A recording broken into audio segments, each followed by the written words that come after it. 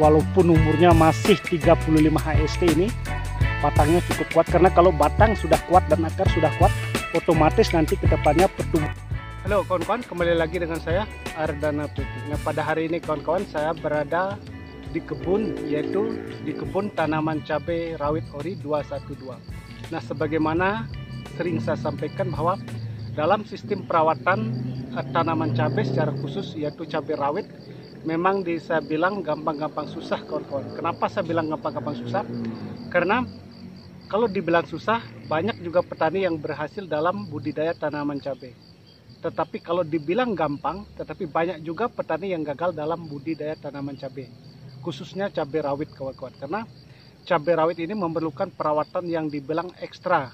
Karena kalau dari awal kita mulai dari pengolahan lahan kurang bagus, hasilnya nanti di kedepannya pada saat masa generatif atau pada saat masa pembungaan sering terjadi namanya busuk batang, busuk buah, atau bahkan terjadi gugur bunga dan juga terjadi bercak daun. Itu yang sering terjadi di dalam budidaya tanaman cabai rawit secara khusus. Nah, kalau dari tahap awal dalam budidaya tanaman cabai rawit kita melakukan dengan sistem yang baik, dengan cara memberikan nutrisi pada tanaman itu dengan tepat, maka nanti otomatis hasilnya akan bagus ke depannya. Nah, langkah awal daripada penanaman cabai yaitu kita harus memberikan namanya bakteri. Nah, sering saya katakan dalam video-video sebelumnya kawan-kawan bahwa bakteri yang sering saya gunakan dalam budidaya tanaman cabai adalah bakteri Trichoderma. Nah, karena dengan bakteri Trichoderma ini sangat bagus sekali, di mana berfungsi sebagai pencegahan daripada layu daripada tanaman cabai itu sendiri, seperti busuk akar, busuk batang, dan lain sebagainya. Itu sangat penting sekali. Karena dengan pemberian bakteri secara tepat, jadi sebelum penanaman itu makanya sering terjadi yang namanya lebih baik kita mencegah daripada kita mengobati. Karena kalau sudah terserang daripada penyakit layu pada tanaman cabai secara khusus itu, memang perawatannya lebih susah karena bakteri sudah menyebar di dalam tanah. Makanya kita harus paham sebenarnya kawan-kawan, bagaimana cara merawat cabai itu dengan baik.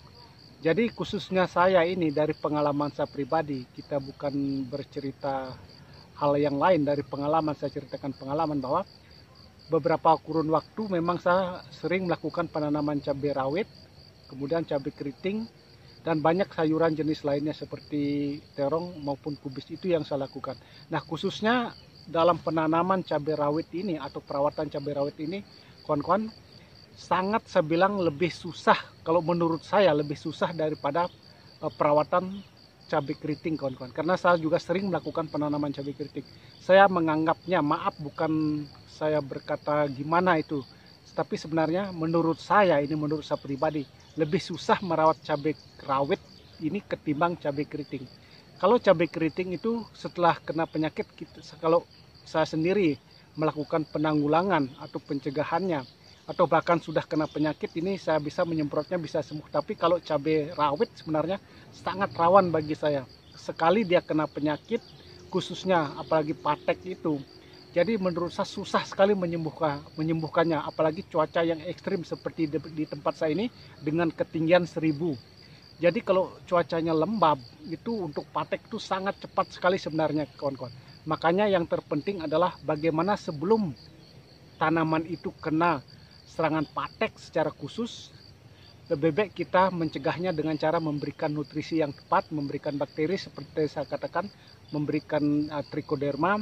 Kemudian yang saya lakukan sebenarnya sebelum penanaman, 1 hari setelah penanaman saya mengocor dengan bakteri Trichoderma, asam humat, dan silika karbon. Itu yang saya lakukan. Nah, sekarang pertumbuhannya cukup maksimal dan boleh dikatakan aman dari penyakit layu, hampir dikatakan nol ini penyakit layu fusariumnya.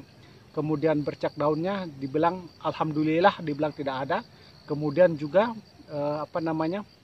bercak bakterinya juga tidak ada. Tapi kita walaupun tidak ada, saya tetap melakukan pencegahan penyepraian kawan-kawan. Dan juga saya melakukan pengocoran khususnya dengan fosfat. Itu sangat penting sekali karena daerahnya ini adalah daerah dingin kawan-kawan. Fosfat itu sangat penting karena untuk pembesaran batang atau penguatan akar. Itu sebenarnya fosfat bisa digunakan pada masa vegetatif maupun generatif. saya menggunakan fosfat, tapi di sini terus terang saya katakan kawan-kawan, saya tidak berani memberikan unsur nitrogen pada tanaman cabai rawit saya. Karena dulu pernah dari pengalaman saya, dari kecil kita mengocor dengan menggunakan pupuk yang kandungannya nitrogen seperti NPK itu, memang pertumbuhannya sangat cepat dan sangat bagus, khususnya di ketinggian 1000 ini. Tetapi efek kedepannya setelah dia masa generatif itu terjadi busuk batang, busuk akar itu cepat sekali, bahkan bercak daun sangat merajalela kawan-kawan. Nah, kita simak dulu kondisi tanaman cabai rawit Ori 212 ini. Inilah keadaan cabai rawit saya yang sebenarnya. Nah, ini kawan-kawan kondisi cabai rawit ini adalah cabai rawit yang mana cabai ini daunnya cukup lebar nih kawan-kawan. Nah, seperti yang saya katakan tadi bahwa saya belum memberikan unsur hara kandungan nitrogen kawan-kawan, karena daerah sini adalah daerah lembab kawan-kawan, tempat saya ini dengan ketinggian 1000. Jika cuacanya ekstrim seperti sekarang ini, khususnya musim hujan ini, mudah-mudahan nanti terjadi musim panas juga. Ini sudah mau peralihan musim, tapi seperti saya katakan, saya tidak memberikan unsur N karena ditakutkan nanti pertumbuhannya sangat cepat, sangat subur, tetapi nanti setelah dia berbuah terjadi busuk batang biasanya kawan-kawan seperti ini. Tapi yang saya berikan sekarang inilah kandungan fosfat saja dengan kalium ini kawan-kawan. Nah, kemarin juga kita melakukan pengocoran dengan kapur dolomit dengan SP36 juga kawan-kawan. Nah, batangnya cukup besar nih kawan-kawan, seperti ini. Ini usianya sudah mencapai 35 HST nih kawan-kawan. Nah, seperti ini. Dan juga tunas-tunasnya sudah tumbuh. Nah, di sini kondisi tanaman cukup aman, bebas dari penyakit jamur. Nah, seperti ini kondisinya. Nah, ini juga. Dan juga saya belum melakukan pemberian pupuk susulan di lubang tanam di sini kawan-kawan. Nah, kemarin ini kondisi lahannya memang lahan bekas tanaman terung kawan-kawan. Kita hanya cabut, bersihkan, kemudian kita tanami cabai rawit, tetapi dengan pindah lubang. Nah, dulu tanaman terungnya di sini, tapi kita tidak menanam di bekas terung, tapi dipindah lubang seperti di sini kawan-kawan. Nah, ini juga tuh sirungannya sudah cukup bagus, atau tunas-tunasnya juga cukup besar. Saya tidak berani melakukan perampelan tunas seperti ini kawan-kawan, karena di tempat saya ini cuacanya masih sangat ekstrim, masih sering terjadi turun hujan. Nah, makanya sekarang pun saya akan melakukan penyemprotan kawan-kawan untuk melakukan pencegahan dengan fungisida, insektisida, dan akerisida sekarang, karena di masa-masa umur 35 HST ini biasanya tanaman cabai sering terjadi serangan kutu daun ataupun penyakit lainnya, penyakit jamur. Makanya melakukan pencegahan itu seperti saya katakan tadi itu adalah lebih baik. Nah, ini juga sebenarnya tanamannya sudah cukup besar, tapi di sini kalau dilihat batangnya cukup besar sekali. Makanya seperti tadi saya katakan, saya menggunakan unsur fosfat sangat penting sekali di masa vegetatif ini. Karena dengan vegetatif akarnya atau perkembangan akarnya menjadi bagus, khususnya batang akan menjadi besar sekali. Nah, ini besar sekali nih kawan-kawan batangnya. Walaupun umurnya masih 35 HST ini, batangnya cukup kuat. Karena kalau batang sudah kuat dan akar sudah kuat, otomatis nanti ke depannya pertumbuhannya akan lebih bagus dan tahan penyakit kawan-kawan. Nah, sekarang ini saya akan melakukan pencampuran obat dengan fungisida, insektisida, dan akerisida kawan-kawan. Mari kita simak videonya sama-sama agar tidak gagal paham. Nah, kawan-kawan, fungisida yang kita gunakan adalah bahan aktif Mancozeb ini kawan, mereknya Actoseb. Ini warnanya biru kawan-kawan. Ini fungisida protektif berbentuk tepung yang dapat disuspensikan dalam air untuk mengendalikan penyakit busuk daun. Nah, maka saya katakan pencegahan itu lebih baik. Ini untuk penyakit busuk daun kawan-kawan. Kemudian kita juga menggunakan ini akarisida ini kawan-kawan, yaitu Summit ini kawan-kawan, dimana seperti tadi saya katakan kalau usia 35 hari itu kutu daun sudah mulai menghingapi tanaman cabai. Makanya lebih mencegah sebelum terjadi serangan yang fatal kawan-kawan. Dan juga kita memakai bahan aktif Abamectin. Nah, kita ini adalah mereknya Abasel ini kawan-kawan. Jadi semua petani pasti sudah mengetahui ini gunanya untuk pencegahan terjadinya keriting daun akibat kutu daun yang menyerang tanaman cabai. Dan juga kita juga memakai fungisida lagi, yaitu Ridomil Gold. Nah, fungisida ini adalah sistemik dan kontak, bekerja dengan cara mencegah dan menghentikan penyebaran penyakit.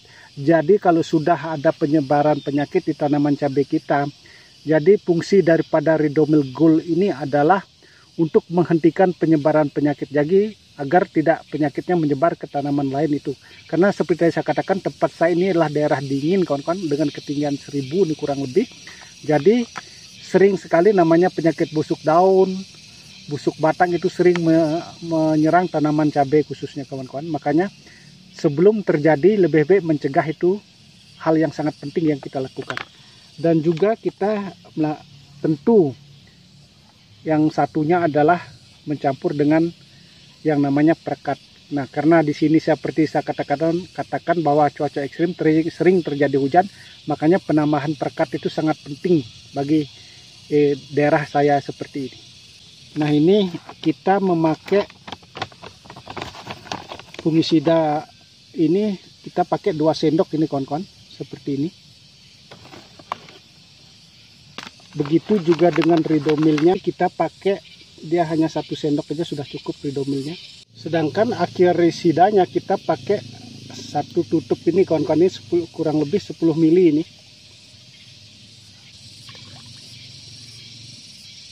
Ini sifatnya hanya pencegahan ini kawan-kawan. Ini kita pakai juga abamectinnya 10 mili ini kawan-kawan. Jadi sangat sedikit sekali sebenarnya.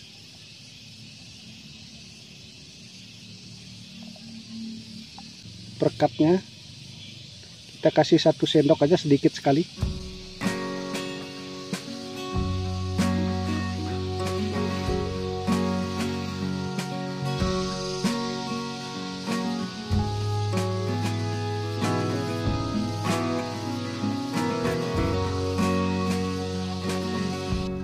Terima kasih kawan-kawan yang sudah menyimak video ini. Nantikan video-video selanjutnya agar tahu perkembangan cabai rawit Ori 212 yang kita tanam ini. Salam sukses untuk kita semua.